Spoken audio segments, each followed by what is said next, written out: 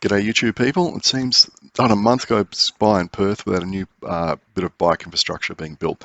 In this case, we're in Burswood Park, which is near the Burswood Casino, and I spotted that sign the other day saying they're building a new path.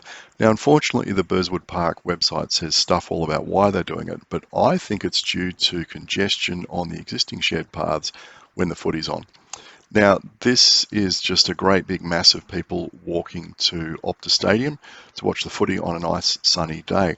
Now, you can imagine what it's like when you take this kind of mass of people and squash them onto a path, which is a heck of a lot narrower than this.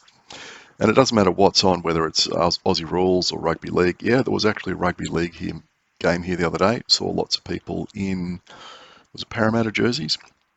Anyway, you can see, a lot of people either walk or they catch public transport and then they walk from where the buses drop them off. So this is the starting point of where the path, well, I guess it's going to finish, just near the causeway. And this is where they're actually building another $100 million pedestrian and cyclist bridge across the river. And I've done a number of videos on both that and the really excellent detours they've set up around the work sites. So the big advantage Perth has got when it comes to building stuff like this is there's all this reclaimed land around the river where it's parkland. Unlike Sydney, they haven't built right up to the water. Unlike the Bay Run, they haven't built a road right along the edge of the water, so there's no space for active transport. Whereas here, you've got these great big parklands, great places for, come down for a picnic. They have all sorts of festivals down here. Often I'll come down here and there'll be like a tent city or a marquee city because they'll have a caravan expo or a barbecue expo or bands on or a circus or whatever. And lots of people walk and cycle down into this area. So along part of this section of new path, all they've done is lifted the grass off. But when we get a little bit further along, they've actually laid down the crushed sandstone base layer and started rolling it. So what they do over here is they'll lay down sandstone about, I don't know, maybe 6 inches thick, and then get the roller out and the water cart and give it a really serious rolling until it's about as firm as concrete. Makes a really good base layer for a path. And then they'll put it like a diesel mix over the top and then lay asphalt over the top of that.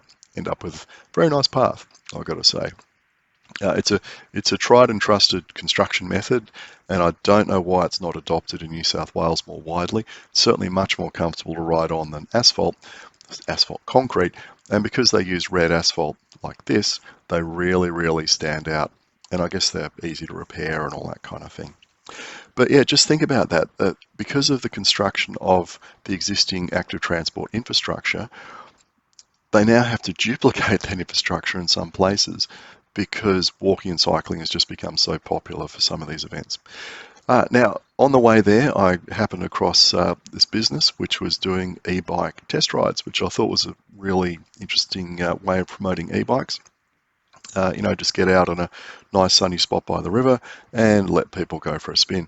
And I've spotted these people before. They do like a gymnastics and what do? They put a kind of a bungee rope between a couple of trees, and then they get on the bungee strap, which is just a thin strip of rubber, and do balance exercises. Really interesting to watch. There's no way in hell I could do this, but I thought it would be fun to put it up.